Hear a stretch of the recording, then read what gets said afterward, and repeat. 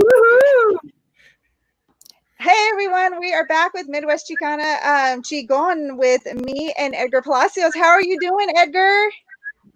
I'm okay. How are you doing, Deanna? Newly married. Newly married, yeah. I got married to Laura. Some of y'all know her. We got married last Friday, officially, and then on Sunday we hosted a ceremony with my kids, our kids.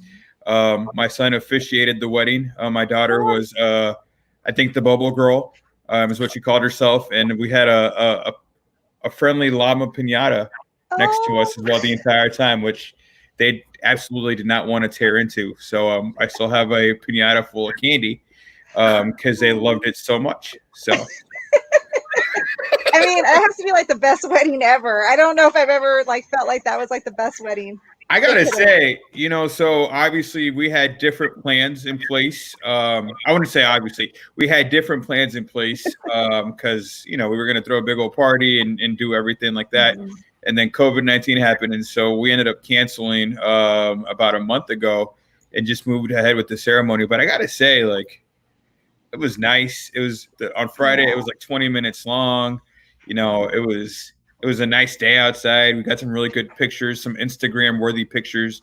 So that was good too. And Sunday the wedding with the kids was long. I will say it was like 2.5, 3 hour endeavor because my son decided a wedding plan, and he decided to tell Estuardo Garcia, who was a photographer for Sunday, where to take the pictures, how the lighting should be set up, all the other things. Very, very demanding.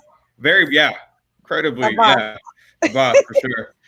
And he's the cutest kid ever. I mean, when I met him at the park at the festival, I just could not stop talking to him. And he didn't want to stop talking either. He was just so he's a talker. Phenomenal. He is a talker. Very intelligent though. They wear me out. They wear me out. Well, we don't want to ignore Lucero. Thank you so much for being here. What's up?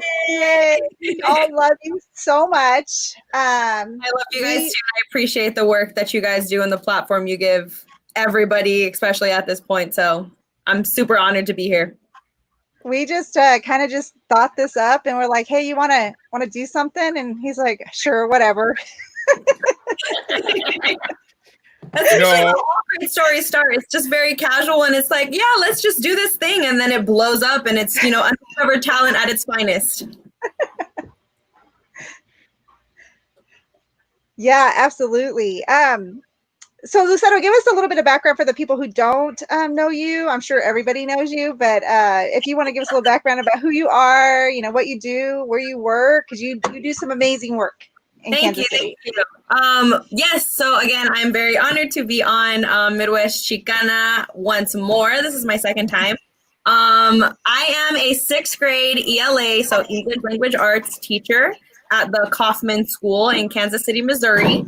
I have been working there for now a year and a half, going on my 2nd year, and I'm super thankful for just the opportunity that I'm in as an educator during this time to be able to respond to my students, my family, as well as work as a mode of education or a mode of just getting other people educated on their privileges and what it means to be a person of color in America and what it means to be an ally or an accomplice to a Black brother and sister at this point in time that we're in. I am a part of the Latino Education Collaborative, and that's really has been my family as well since moving to Kansas City, because I am originally from California. And I'm currently in California right now visiting my parents, and I'm very, very happy that I've had the opportunity and the ability to do that. And yeah, just working on some projects and some really awesome things that I'm excited to share with everybody. What I love about this is that, so I met you because you just sent me an email, and I didn't even know you, and you were like, "Hey, you want to come do this thing at Kaufman?" And it was funny because I've known Edgar for a while, and then Edgar happened to be there that day, which I had an entire speech like done, and Edgar's like, throw that crap away. Just do it. Just go up there. And I was scared crapless. And he's like, I'm here. Don't worry. If you have anything, just look at me and you'll be fine. Can I just say that I give you terrible advice all the time? Let me just put that out there. I think people are starting to realize the type of things that happen. But it turned out great. I'm so glad I did not do that awful speech because it was awful. Because he read it. And he was like, trash. Oh my God. But I love that you're connected to both of us, like working with Latinx Education Collaborative and then working over here with us. And I think it's just such a great dynamic of how we all support each other in the community. And hopefully the kids see that too, that, you know, you can work together. And I'd be remiss if I didn't say that. So I was invited to, so it was the Hispanic Heritage Celebration at Kaufman School. And I've seen a lot of Hispanic because of the role that I'm in. I attend a lot of Hispanic heritage celebrations at different schools across the city, and I got to say, Kaufman absolutely had probably the best one that I've seen thus far. Not just here locally, but I mean, just from a regional and maybe even a national perspective. Because I really just love the way that you incorporated Latino identity and centered it into the space. And everybody was involved in it versus like, you know, it's just one group of students that are engaging in it. It was everybody in the community. And I think you even danced that day. You did a performance, if I'm not mistaken. I danced folklorico, which I have been dancing since I was 6 years old, but I hadn't danced in a little over a year. And so I was a little rusty, but I was like, you know what? This is the time. I got to show my kids that it's okay to just put yourself out there, as well as I was like the first time I pretty much did anything like that in front of my coworkers or my students. It was a very vulnerable and scary moment, but I'm so happy that I did it because there's nothing like 60 of your students just screaming your name and just like being your like hype person to like just get you through that. I felt like a superstar even for just the 3 minutes that I was dancing. I was super thankful just for all the support and just how great that celebration ended up going. And I had tremendous help from two of my really awesome coworkers.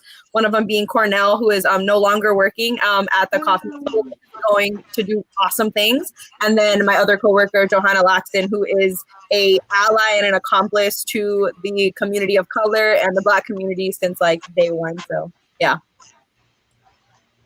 I love that. I felt the same way, Edgar, because I've never had that when I was growing up, and especially even my kids now. I don't think I've ever experienced that dynamic of just celebrating cultures like that in the open. You know, with everybody. Everybody was engaged. It was parents, teachers, kids. That was just, it was phenomenal. And you know, I think that goes to show like what can happen when we do come together and support each other. And so I walked out of there like, what can I do better for my own kids that don't get to experience this every day? Yeah. Yeah, well, thank you. That was the first year that I actually was involved in it. So that just goes to show that I just gotta keep going. Gotta keep going. So you mentioned you were engaged with the LEC, and you know, obviously, I think you are also. You're a first year teacher, if not, you're going into your second year. Is that correct? My second year, yes. Yes.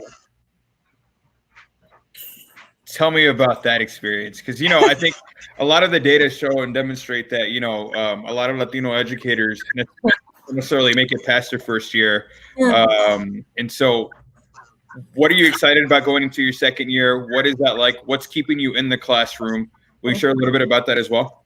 Yeah, of course. So yes, it is my second year going into full-time education. I've been working as an educator since 2015 in various capacities, but like in the classroom with students, second year. And this was for sure quite a year for it to be my first year teaching. I got maybe a good like August to February of actual teaching. And then, you know, Miss Rona is coming up in here and, you know, kids would love to say. But in all seriousness, it really has been a memorable year, regardless of just like in every capacity of being a teacher, being a person, being a Latino, like a Latina woman, just being a person living in 2020 at this point. And it's been difficult. We were fortunate enough to be able to purchase and provide a Chromebook to each of our students from 5th through 12th grade. Which then provided us a avenue to virtually teach online. And I am going to be very honest with you, that was probably one of the more difficult things that I've had to do in education since I've started. I personally, as a student, do not learn well online. Like, I did not take an online class in college. I always prefer in person, handwritten notes, color-coded, and having a transfer into not just learning online, but teaching my students online and holding the same rigor and holding the same expectation, but also being so mindful that nobody is prepared for this. Everybody's mind is in a different place. None of my students have the same capacity of Wi-Fi or computer access or pencils and papers or a quiet space in their home to actually do the same amount of like focus and work as they would in the classroom. So just keeping that in mind, it was a difficult transition, but once I was able to just be in like a Zoom room with my students again and hear their voices and see that they're okay, because that was my main concern. I'm like, I really hope my babies are okay. I hope that they are safe. I hope that they are, just in a good position with like people who care about them and people who are able to take care of them and just being okay. And so in the classroom, it was great. I've had a lot of support. I've had a lot of great friendships come out of like work specifically. For sure have found my people at work, and I'm very thankful for that. Being that I'm one of the few women of color on the 6th grade team, and then on top of that being the only Latina on the 6th grade team, that has for sure gave myself an opportunity to be in a very unique position to introduce what it means to be Latino, like in like the world, what it means to be a Latina first-gen college graduate in education, working with a community that is very similar to like the upbringing that I had, may not be in the same demographic area, but just very similar with socioeconomic status, just like homes and like parents coming from a single parent household, just knowing that I carry this cultural capital and this lived experience that is so similar to the students that I teach, knowing that like I need to hold my colleagues accountable for their culturally responsiveness, but also knowing that like that's not my job to do that as well. And giving them like the push that they need or that they've been seeking or that they didn't know that they needed to do the research on their own, to look up what it means to be to have a safe space for your Black students in the classroom. And I love teaching. I love the relational aspect of teaching the most. That probably was why it made virtual teaching difficult, was because I felt that those relationships were not being cultivated in the same way. But thankfully, the relationships I had established beforehand were enough to kind of just like keep us going. And it's been difficult, but my why of keeping me back and to this second year, and hopefully in a leadership role within this next year, is my students, and just the ability to change a narrative around what it means to be a Black or brown person in the education system. So, yeah. Edgar, I want to go back because I want to go back because you asked her.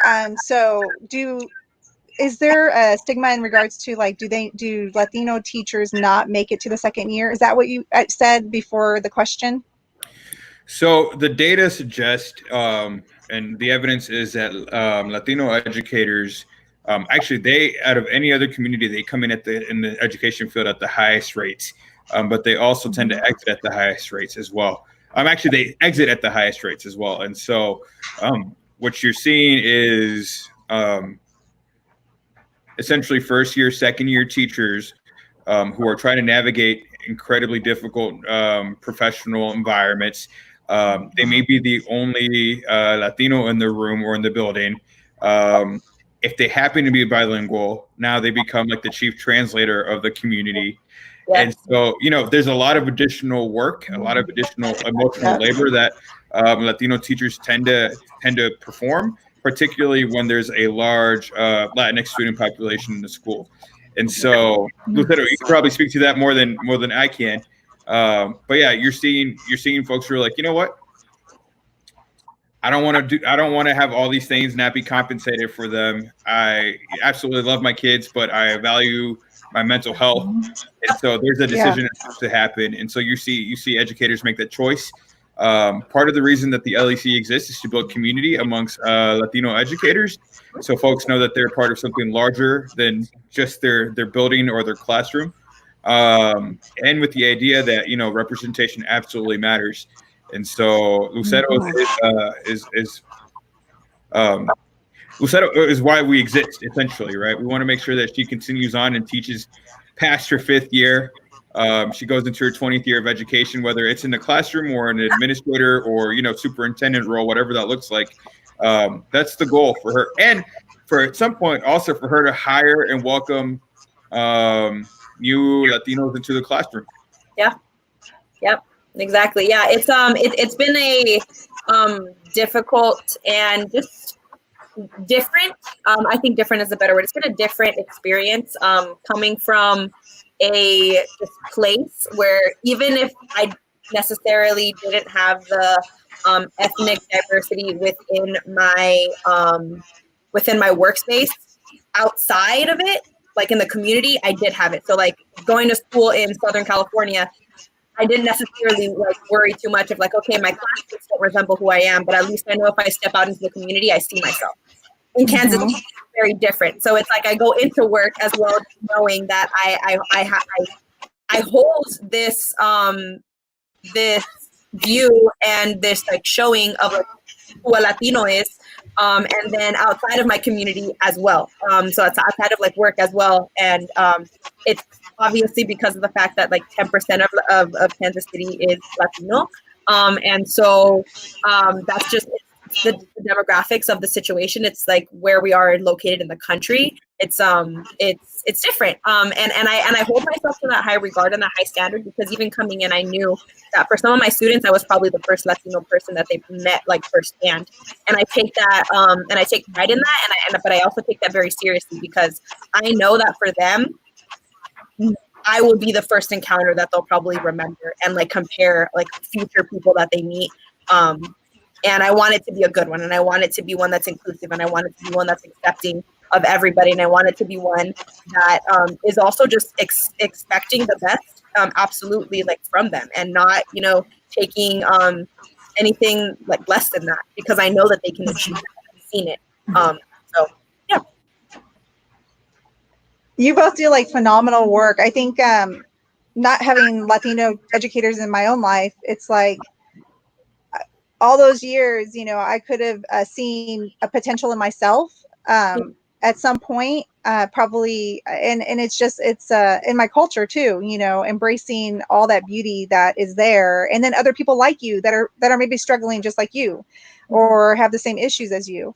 I'm just realizing now, like the importance of having those that look like you around you, especially in the educational field.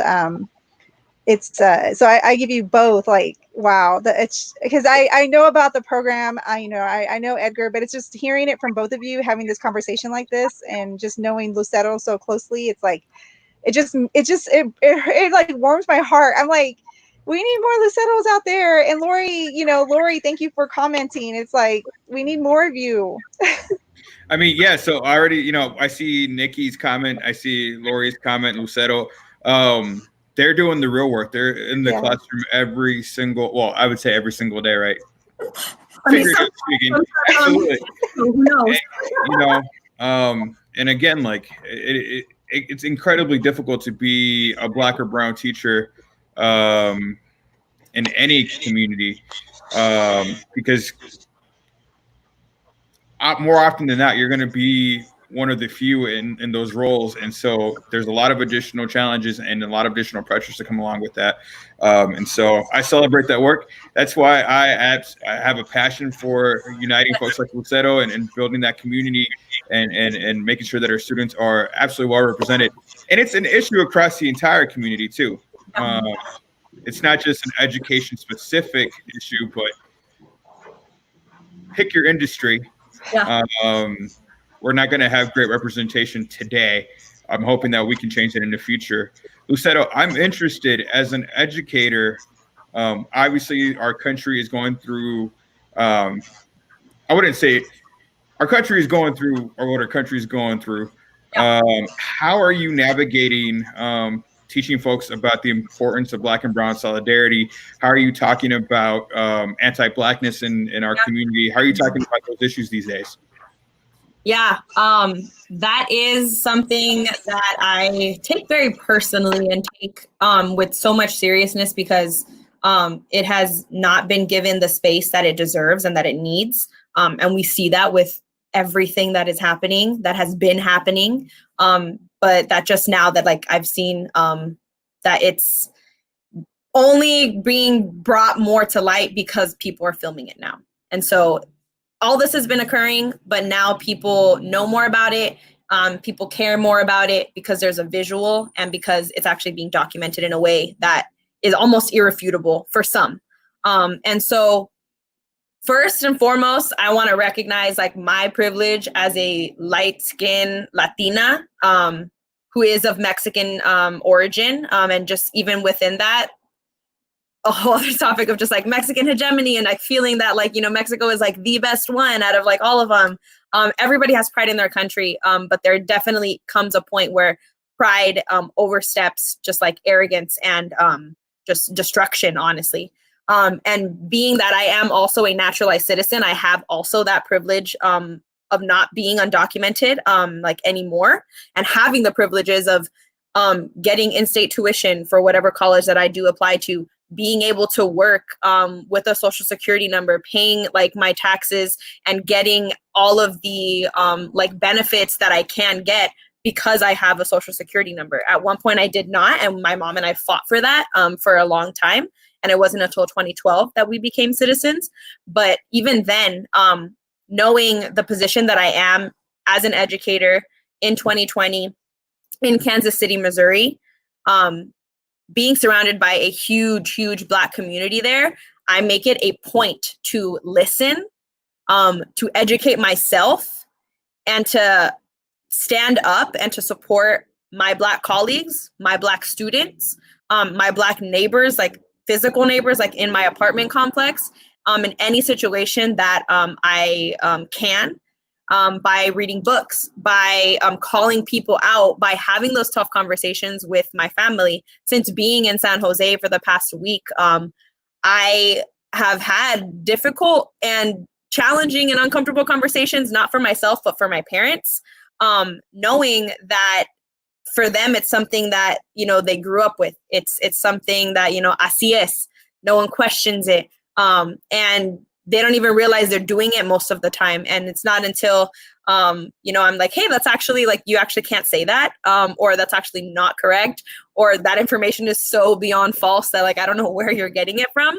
And standing up to my parents, like, you know, and in a Latino household, even speaking back to them, not even talking back is kind of just like, you're disrespecting me. Like, how dare you, like, know your place.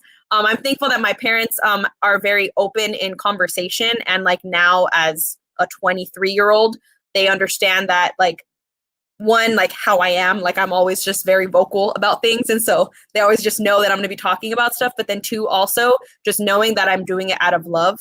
And that's super important for them. So calling them out on their anti-Blackness, calling them out on like the TV stations that they heavily rely on, which is not entirely their fault because Univision and Telemundo are literally probably one of the only like Spanish speaking news stations out there. But I programmed on my mom's phone, you know, to get, you know, news updates from like more reliable sources. And she texts me constantly. She's like, oh, mija, like, did you hear Trump hizo esto? Or did you hear there's protests over here? Or is this right? And so that just makes me happy because she's just getting that true information, first of all, and it's allowing her a space to make her own like realizations with like the reality of our country. And so I was mentioning earlier, I'm taking my mom to a George Floyd memorial on Tuesday that we're having here in San Jose, because I just like, I want her to see the reality of like what is not being shown on TV.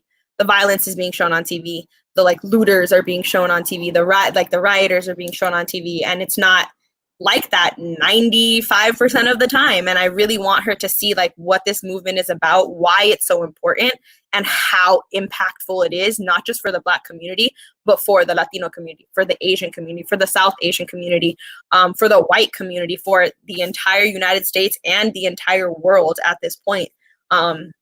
So yeah, I'm just constantly vocal, constantly checking my privilege, constantly asking my friends, I'm like, hey, like, did I say this correctly? Or like, is there a better way to say this? Or like, how would you go about this? And just like asking and making sure and verifying my facts and verifying my causes that I support, to make sure that it is like Black owned, Black, backed up, and Black embraced. And so especially now the narrative is around the Black community, and it should have always been. We need to do more, and we need to continue speaking out and using whatever privileges we do have for the betterment of each other, because everything is intertwined, and you can't have justice one where without, with injustice in another where. So. Absolutely agree. And Edgar and I just had this conversation too, because even with access, like, I feel the same way you feel, Lucero. I'm very privileged with the lightness of my skin, being born here, not really ever having to, my family protected us so much, even though they were undocumented. I didn't even grow up knowing what undocumented meant until just recently, because I was never around others that talked about it. Mm-hmm. And I'm 90% sure most of them were at some point and still are.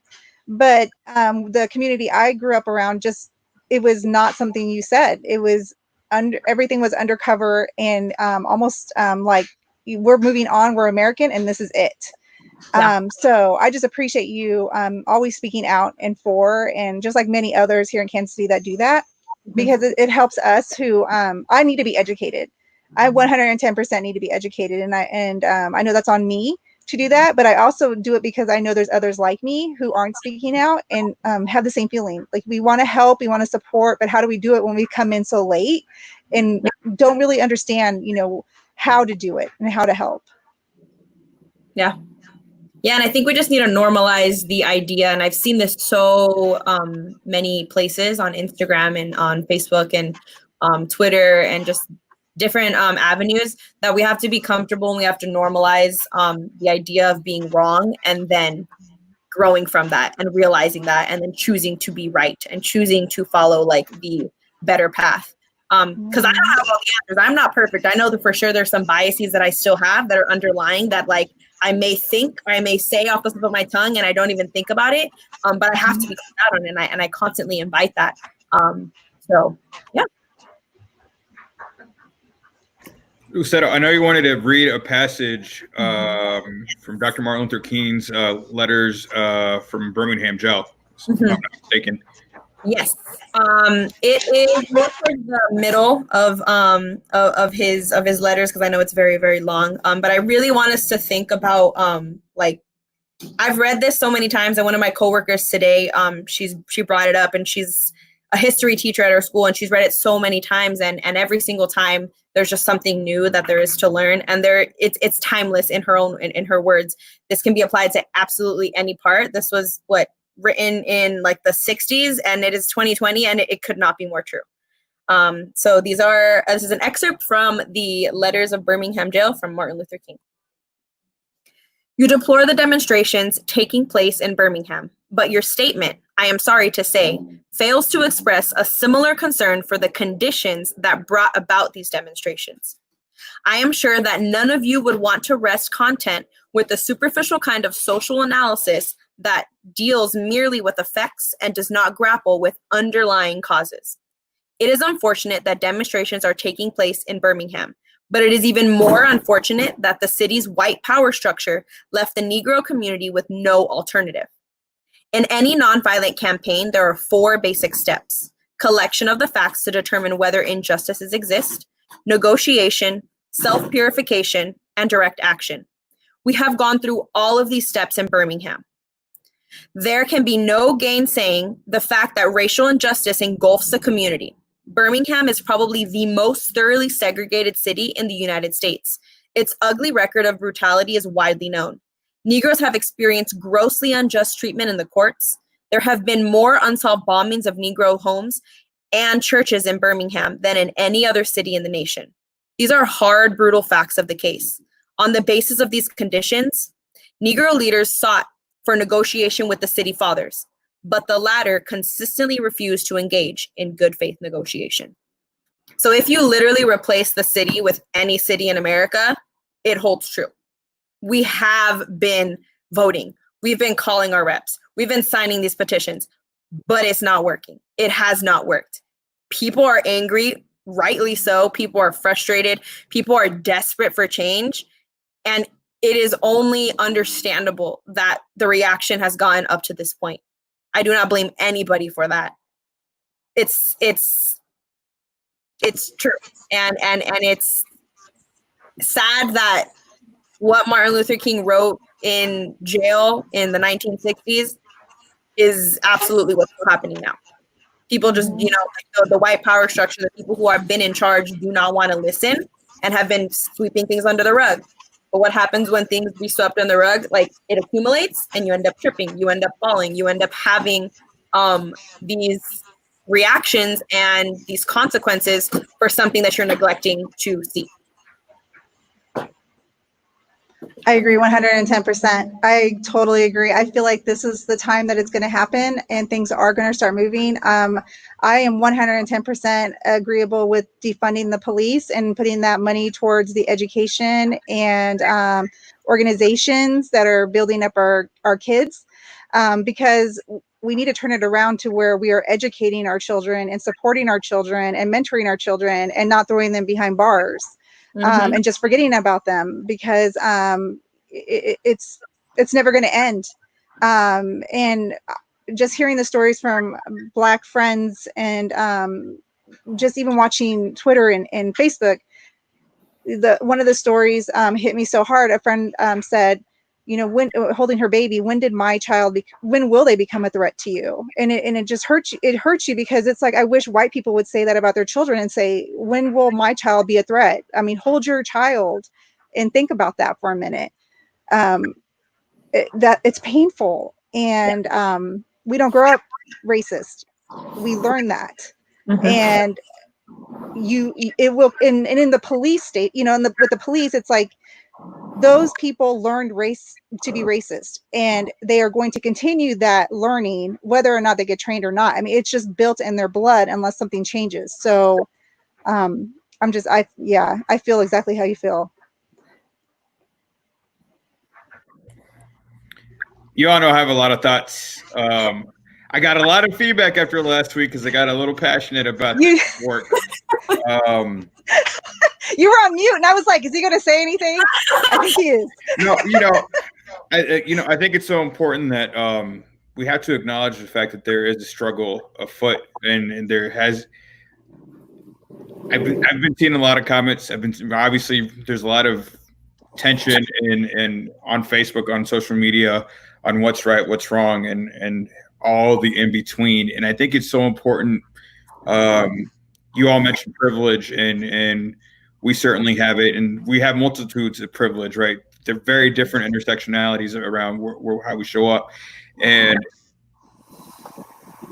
the biggest, one of the most things that I see right now is like all lives matter versus Black Lives Matter. And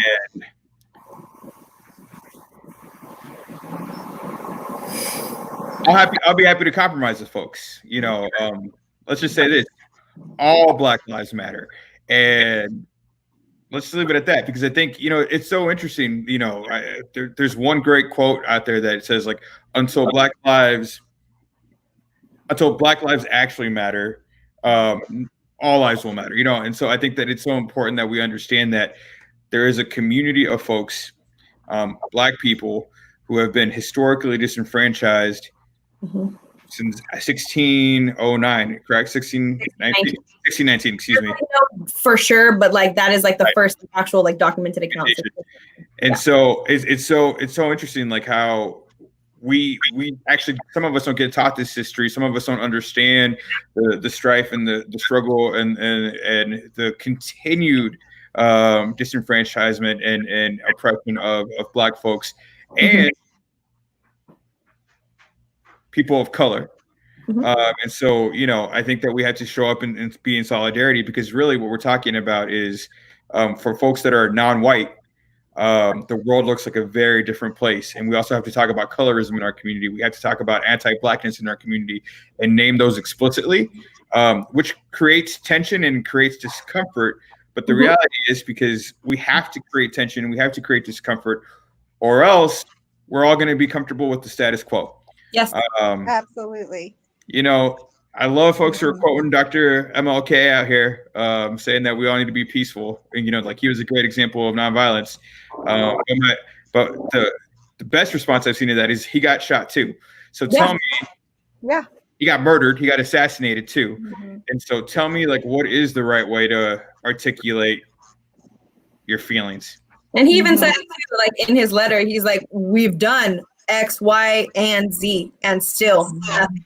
So you're neglecting to see the cause of these demonstrations. What happened to make things so bad? What continuously was looked over to let things get to this point where we're killing innocent Black men and women for Skittles, for hairbrushes, for fitting the description?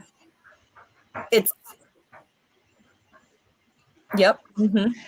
So I actually messaged Randy Lopez after I heard he was going to be on that task force for KCK police, and I have very strong feelings about that, just because I personally and my family personally has interacted with the KCK police department in ways that are not what they should be doing when they protect and serve. And I hope this can make a change. But right now, was talking to Randy, and I just, how can it? This thing has been a systemic fire for many years, and it's just continued. And even for a family, like innocent families, you know, they treat like criminals or thugs, and they're supposed to protect and serve us. My daughter and I were shot at in our car, and they didn't even show up for almost 45, 50 minutes. I mean, we could have been dead. My daughter could have been dead. And it was just like, and when they got there, it was no empathy, no real help, nothing. It was just like, just another day in KCK, you know? So it's, I don't know. I have a lot of feelings about how we're going about this. And it's almost like we're protecting the police department. And it's like, we need to internally break that up and figure out what the hell is going on. That's happening, without a doubt. That's for sure happening, like without a doubt. So I'm also going to say that police are not uniquely situated in this space. We have to come with the police other foundations and slave patrols police. Our institutions are broken in general. Policing is one institution. Education is another institution. The banking system is another institution where we, as a community, allow racism and white supremacy to continue to exist and be perpetuated. And so, you know, it's a really interesting thing, because we all swim in the lake of white supremacy. We all are impacted, white, Black, otherwise, are impacted by racism. It's such a, we have, it's part of our country's foundation and its core and this the perpetuation of it. So there's a lot of work to be done, and we have a lot. I see a lot of again, friends who are doing the work in their own prospective sectors and industries, and it's so important for us to continue having these conversations, and not just have these conversations, like show up. I'm so proud that you're taking your mom to, you know, and to an event, to a memorial honoring George Floyd. I think that's such a good first step for your mom, to understand, and at least, president is, and if I can just say, I know I'm rambling a little bit, but I have a lot of thoughts again on this. It's so important for us to model a different way. Yeah. And it's so important for us to like lead from a different perspective, and know that as Latinos, because we stand up for Black lives, it doesn't mean that we're diminishing any of our own. Right. Yeah, absolutely agree. Yeah. Yeah. And it's important to also know that you like, even like as Latinos, like in this fight or whatever fight that may not directly like impact our community per se, to also know when to like take a seat back, when to look towards like those Black leaders who are who have been doing the work to see what they're doing and to see what the right, like step forward to take is, because we could, sit around and, have all these conversations, but if, we're not, acting or actually looking towards like the people in that community to continue doing the work, it's almost not as effective, because we're still like working through our own lens, and it's important to like go outside of that lens, because our lens is not the only lens. Right. If that makes sense. Absolutely.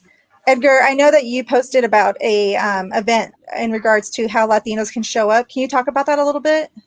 Yeah, I think tomorrow from 3 to 4:30 there is a webinar, and I'll look for a link here. The Hispanic Heritage Foundation is hosting a webinar on how to be better allies to Black folks as Latinos, and how we should show up. And so it is a conversation that is centered specifically on Black folks. They're going to be talking about how we can best supportive, how we can best be allies. So I think it's going to be a really dynamic it's going to be a learning experience for us to sit there and really hear what the needs truly are, and how to best show up and take our cues, like Lucero said, from Black leaders in these conversations. So I'm gonna look for that link and post it up real quick. Okay. Yeah, please. So, Lucero, while he's doing that, I know before everything happened, I know we talked, and why we wanted you on here for sure was because you're doing some amazing work, and we want to shout that out and give the platform to you. So please let everybody know what your surprise and amazing thing is. I have been working on this like fully directly since March, but this has been something that I've been wanting to do for years. And this is just the first step to the bigger thing. But I will be publishing and writing and publishing my first book of poems. And that will be available in August. I don't have a specific date yet, but as soon as I do, I will let all of you know. The title is going to be Soy Mujer, and which translates to I am a woman. And that specifically stemmed from March being Women's History Month. I wrote one poem a day, and it just shows my perspective and my experiences of what being a woman is, who a woman is not, who a woman dares to be in all of her beauty and glory. It is a bilingual book, and it has essence of English and Spanish, touching on hair and beauty and politics, body positivity, traditions, how toxic masculinity affects us like as women, and how we can like rise up from it. And another added bonus to that is that Priscilla did all of those illustrations that you're also going to see. So Priscilla, Deanna's daughter, is also going to be showcasing her artwork, because I wanted this to be a book by women for women at all. And so knowing that she is a beautiful and great artist, I wanted to uplift and showcase her voice, and have her have a published book before she goes to college. And I think that's pretty dope. It's going to set her apart for sure. So yeah, that is my surprise. That is what I've been working on. I am just literally working out the kinks of just making sure everything is set like page by page, and then I'm gonna send it to the printer, and then it'll hopefully be available for sure. in August on ebook as well as on paper. So yeah, that is fantastic. I mean, I can't. When you told me, it was just, it felt so amazing because it almost feels like, you know, a sister doing something that you're just like, wow, I'm just so proud. And you're an amazing woman, Latina, community organizer, educator. I mean, everything that we hope for our community is what you are doing right now. And thank you for even adding Priscilla. I mean, this is your thing. And just to have, you know, them on there. I've been with her keeping this secret. You know, you're like, don't tell anybody because I'm terrible at secrets. I always, Edgar tells me all the time, please, this is not to be to Facebook. Okay. Stop. I told you, I give you like terrible feedback and advice all the time, Deanna. I tell you that all the time. When she told me that, the first thing in my head was, "Yep, I'm not doing it. Shut it down." So, Lucero, I'm gonna put you on the spot, and it's okay to say no. But do you have a poem or something that you could share with us? Yes, I do. Let me scroll through. Yeah, let me scroll through. Which one is my favorite one? And now you know, Lucero, you're going to have to come on the festival and do a segment because that'll be after your published book, so you can come and read your poems there. Awesome. Okay. Okay, I have one. It is day 12, titled Day 12. Mujer, you are too much. Do you know how long it took her to be able to smile and not stare at herself in disgust when she looked in the mirror? Do you know how many times she bit her tongue and felt the force of their words strangle her throat before she finally said no? Do you know how many times she has swallowed her feelings and anxieties and been told she's too sensitive or overreacting before she finally felt safe enough to open up? Mujer, you are never too much. Sigue adelante. That's one. Yeah. Thank you very much. Yeah, it really just came out of like day by day. It was more of a writing exercise for me as much as it was just getting myself back into it. Forcing myself to write one a day and not going back and editing it because of the perfectionist in me saying like, no, that doesn't sound right, or there's a word that could be better. I forced myself to just have it as raw and as truthful as possible. And it was difficult some days. There would be maybe 2 days where I wouldn't write, and then I'd have to like on the third day write like 4 poems, and it was like, you know what? But I'm still doing it and I'm gonna finish it. And I'm really, really proud of myself for that because I've been wanting to write books for a while, and this is the first of many. And it's inspired me for sure to just get actually started on my memoir that will hopefully be available in 2030. So yeah. Look at you already on 2030. I love it. I'm honored to know you. 2030 is too young to write a memoir. Just me throwing that out there, but I love it. To say though, and I've been through a lot, so I feel like it'll be enough to start with. You know what? I got it. I appreciate that. I received that. I'm just like, dang. Yeah, I mean, my homegirl Michelle Obama is so inspiring that I was like, you know what, I gotta start now. I'm like, what am I going to be doing in 2030? Oh my God! You know what I'm going to be doing? I'm going to be sleeping. I'm excited about that. Oh, we love you, Edgar. This is amazing. Lucero, so let me ask you about that. So, you know, the Latino community, particularly men, we have a history of machismo. You're pushing some really controversial things like equity and, you know, human rights and that kind of stuff, and voicing of empowerment. So I'm actually really interested in, from a generational perspective, like what are some of your challenges? What are some of your wins? How are you maybe trying to bridge gaps, and how maybe are you like equal with not bridging any gaps? Yeah, for sure. Yeah, I was born in Mexico, but I grew up in the United States. So that's one aspect of my identity and like my being in this generation that defines me.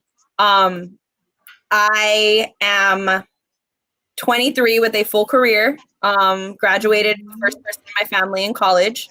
So that's another generational thing, that I'm the first person to have done that on both sides of my family in Mexico and the United States. So that's also just another win in and of itself. And also, I am the oldest sister of two, and my youngest sister, she is a Marine, and she did not choose the like traditional path to go to college. And I have people directly like her who look up to me.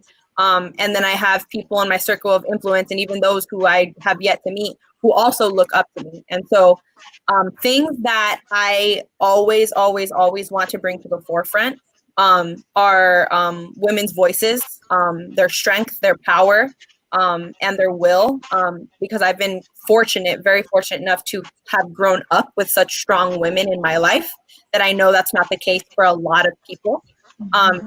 And even though those women were very strong role models for me, they were not perfect. And they still fell like victim to whatever generational stigmas that they had and they grew up with, Mexico or the United States. And so a lot of the stuff that my poems and that the specific book is going to touch upon have to do with women realizing things about themselves that sometimes hold us back, but also that we can use to empower ourselves and to lift us up. The whole idea of sisterhood, because we need each other and we constantly need to support each other in our own endeavors. And then as well as just taking a stab at like toxic masculinity, because it is real in anywhere, but specifically in Latino culture, machismo can be deadly sometimes. And I'm sorry, what do you mean by toxic masculinity? Help me understand that. Yes. The fact that I'm going to give the best example that I can to demonstrate it. In most Latino households, men, the brothers, the uncles, the dads, whatever situation they whatever role they may play, oftentimes are not held to the same standards as women are in regards to like household work, in regards to just respect, as well as jobs, and as well as just like what they feel they are entitled to and what they feel they have to like work for. When it comes to like Mexican mothers specifically, because I've seen this firsthand in my own family. I do not have any brothers, but like my aunts and stuff like that cater to their Mexican sons until they're like 30 and do absolutely everything for them and baby them. And then whenever they do something like wrong or disrespectful or even borderline abusive to their spouses or anything like that, are just like, oh, mijo no, like that's fine. He didn't mean that. Like, mijo es un ángel.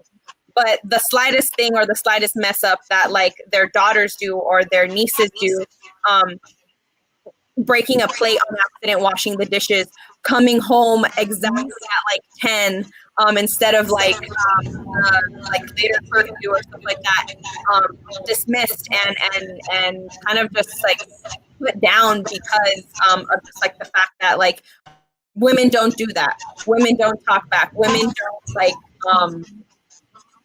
speak up for themselves or can assert themselves in a specific way. And so when someone is like, when a man is like toxically like masculine, it's the typical like, I am better than you, like you need to do this for me. I am entitled to like everything and I don't have to work for it and you shouldn't question it type of situation and type of attitude. It can look different in different ways, but it's more prevalent in like obvious ways, like such as like sexual interactions and like just status and gender roles specifically.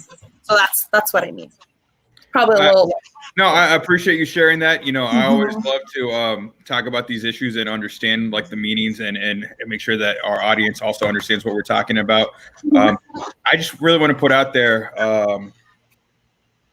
I was an angel. I'm just going to throw that out there. I was an angel and I I'm just kidding. I was like, wait, what? I was one of the good ones. No, your face was so like, and I'm like, it was one of those things again. Like, is he on mute? What is happening? No, I think that it's so important for us to address, what our stereotypes, our gendered stereotypes are, what that looks like. How do we start shifting those narratives? How do we start talking about, and again, modeling, right? How do we model different ways in our community? And again, our community is not the only sole beneficiary of toxic masculinity and other things, but it's so important to address those and have these conversations. I really would love to know what our audience thinks about these conversations as well. So feel free to comment whether you agree or disagree. We welcome all, maybe not Deanna, but definitely myself. I absolutely welcome all types of conversation. But this has been, I'm really enthused by the fact that, I remember being 23 and not really knowing what I was going to do with the rest of my life, not really being clear. I think when I was 23, I graduated college. I think we were at the start of 2008, which was, a phenomenal year for the economy. Was not, So I think it's, I can only imagine like what what this experience is like.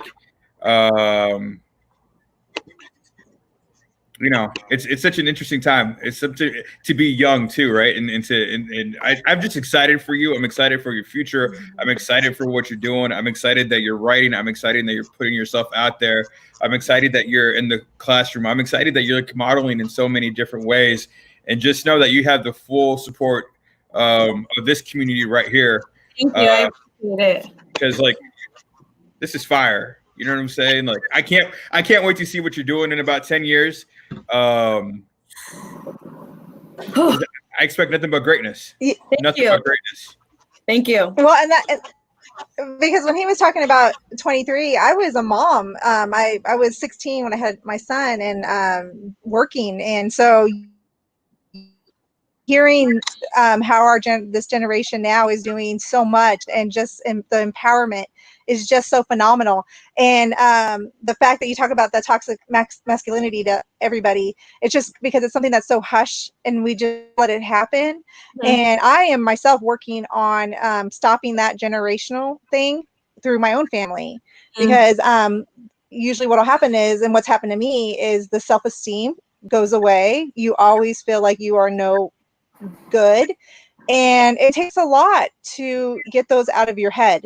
And it takes a lot to even ensure that your kids don't feel that. And it's a constant battle. Like anytime I talk to my kids, I'm always going back to, did I do that in a way that I would want that to be said?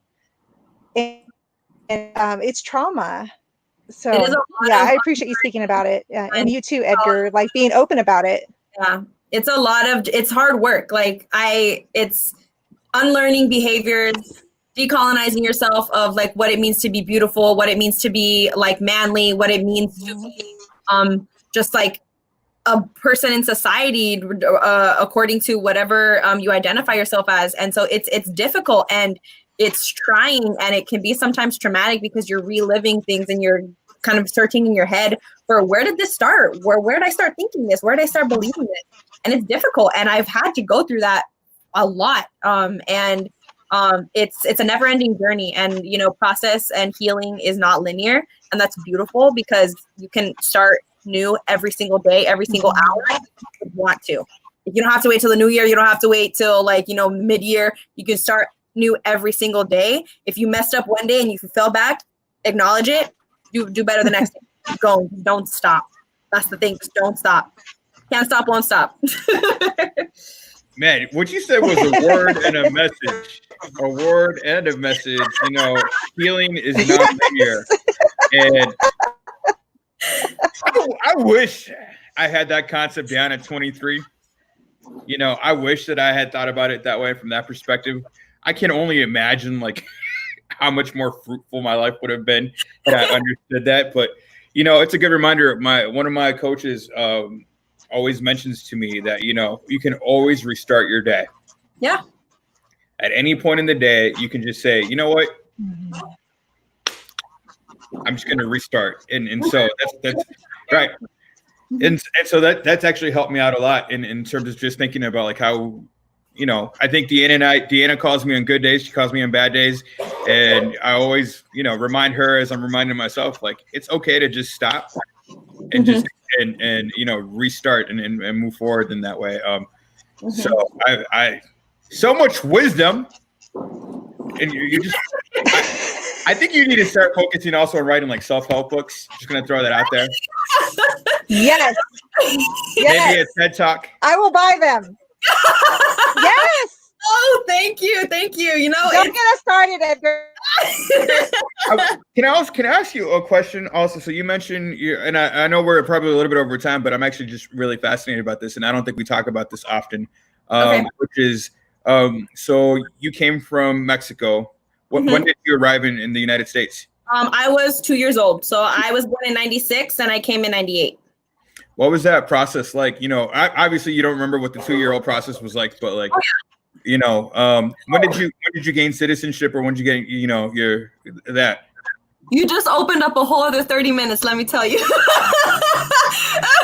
Okay, very, very briefly, and this is something that will also be in my memoir because it's a part of my life.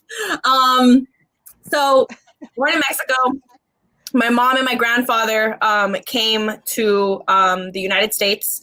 My mom didn't want to come by herself, so she's like, Papa, like, let's go. And we came with these Christian missionaries who would come to our little town to give like donations and stuff like that. And they're like, hey, we need some.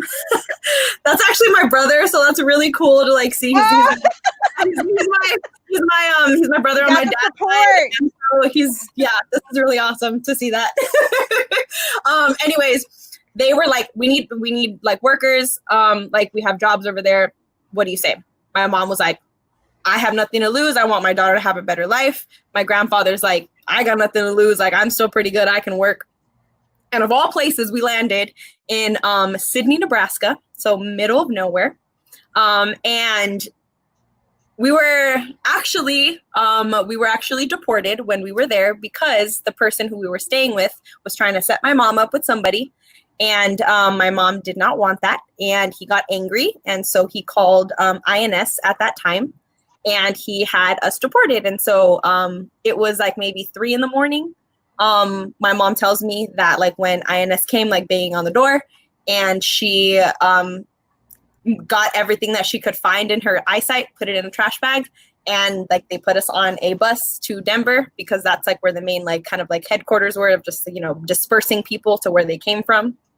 And by the grace, absolutely, of God, like our guardian angel, who is my mom's best friend to this day, just came up to us and was like, hey, I'm married, I have 3 kids, and I like go to this church, and for some reason, like I feel like you guys are just like you need help, like you guys can come stay with me. And my mom, just like, you know, having gone through that traumatic experience, she was like, you don't know me, I could be a murderer, I could be anybody, but why are you inviting me into your home?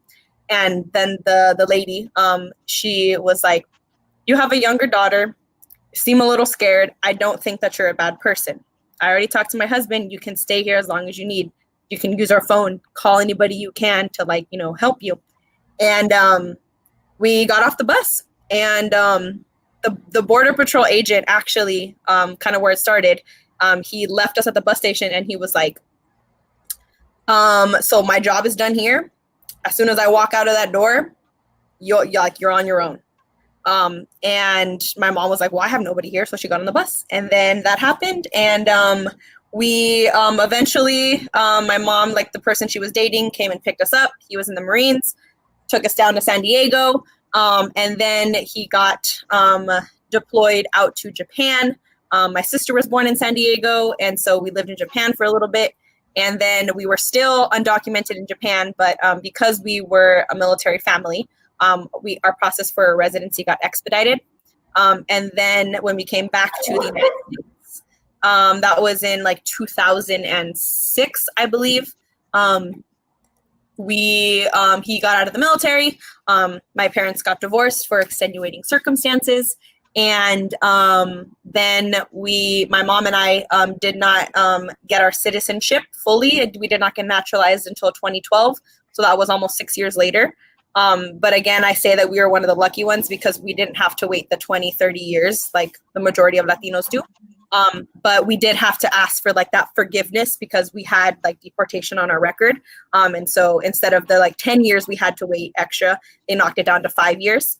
And so we waited the 5 years. As soon as the 5 years were up, my mom put in all of her like paperwork, immigration lawyers, and it so happened to be that I was in my sophomore year of high school, and I was studying for the AP US history test while my mom was studying for the citizenship test. So we literally helped each other, and we studied for that test together. She passed it on the first try in English, and with one of the hardest testing like proctors. And then that was in February of 2012. She immediately put the paperwork in for me. I was under 18, so I didn't have to take the test. She passed, I passed. Then in September of 2012, I was late to school because I was taking my citizenship, like little naturalization ceremony, and waved my little flag. And then I went to school and I took a biology test. It was like any other day. And so, yep. Very minimized like just journey of that's how I came to the United States. And finally it was like in 2012 that my mom was able to finally go back and like see her mom. And that was, I remember that very, very vividly. That was so emotional, but so thankful and so blessed that we had that opportunity and continue to have it, because that's not the case for, again, a lot of Latinos and a lot of people who have come to this country a long time ago and are residents, but are still unable to get their citizenship. So, yeah.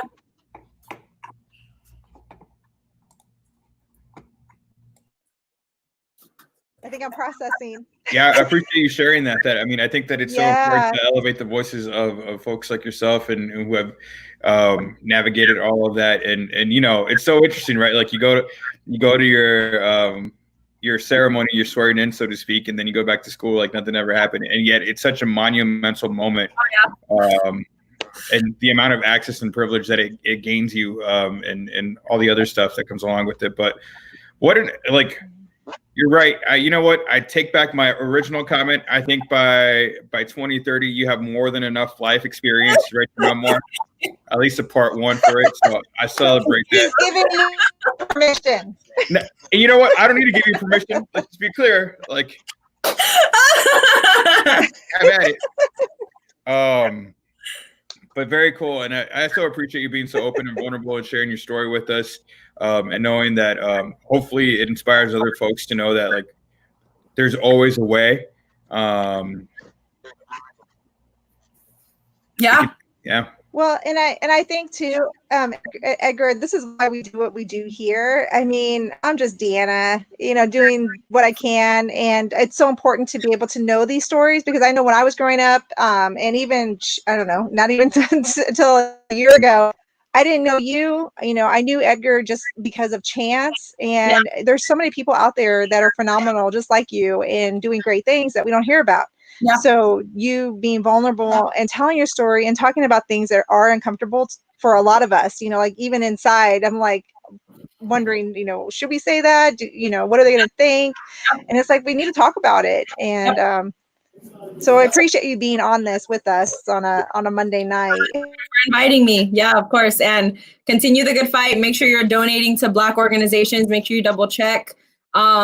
If you need a page to follow, specifically in Kansas City, One Struggle KC has such good resources and information of protests and bail bonds and just anything that you can do. Not everybody can be there physically. Not everybody can be there monetarily, but you can be there in conversations with your family. Just do what you can. Get educated. Don't rely on our Black community for that soul education. You're smart. You could do it on yourself. So, yeah.